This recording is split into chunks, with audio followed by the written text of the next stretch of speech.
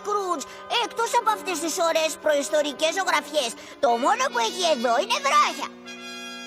Πρέπει να θυμάστε, αγόρια, πως υπάρχουν βράχια, αλλά υπάρχουν και βράχια. Διαμάντια! Για την ακρίβεια, πολύ μεγάλα διαμάντια. Wow!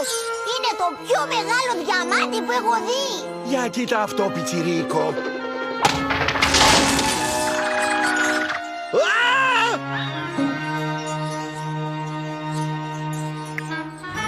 Μα τα γαϊδουράγκαθα, αυτή η φιλοκρήματη ύπουλη κόμπρα μου την έφερε πάλι.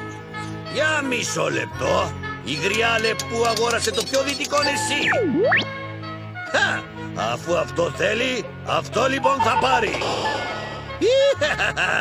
Να θυμάσαι, Φλίντι, αν δεν μπορείς να τους νικήσεις, κλέψ' τους. Παρακαλώ, λίγη εκεί. Ας πέσουμε για ύπνο, αγόρια. Έχουμε μεγάλη μέρα αύριο. Θα μαζέψουμε τα ωραία μου διαμάντια.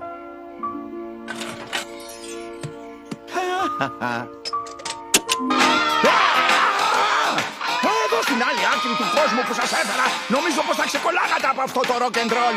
Μα διε Σκρούτζ, είναι κασέτα με την εκπομπή του Sky McFly που ουρλιάζει.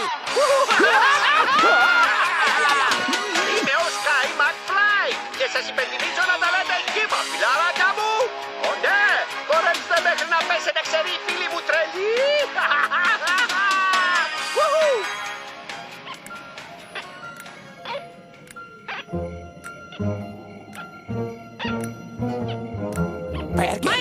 Σου είπα να φτιάξεις επιτέλους τα παπούτσια σου. Μα, Big Time, εγώ είμαι ξυπόλυτος, βλέπεις. Τότε άντε να φτιάξεις τα πόδια σου.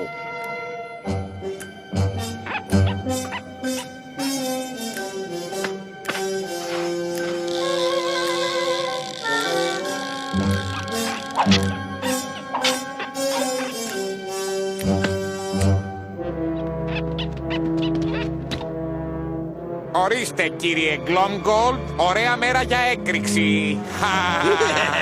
Αυτό θα είναι το ξυπνητήρι σου, Σκρούτζι.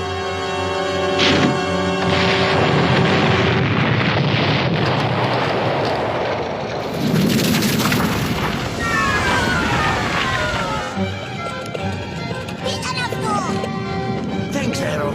Γρήγορα, αγόρια, εγκαταλείψτε τη σκηνή. Κάποιος προσπαθεί να μας ξεκάνει στον ύπνο. Τρέξτε στη σπηλιά.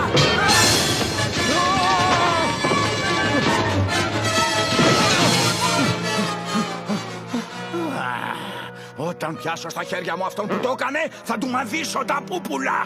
Ω, μην γκρινιάζεις συνέχεια, Σκρούτζι.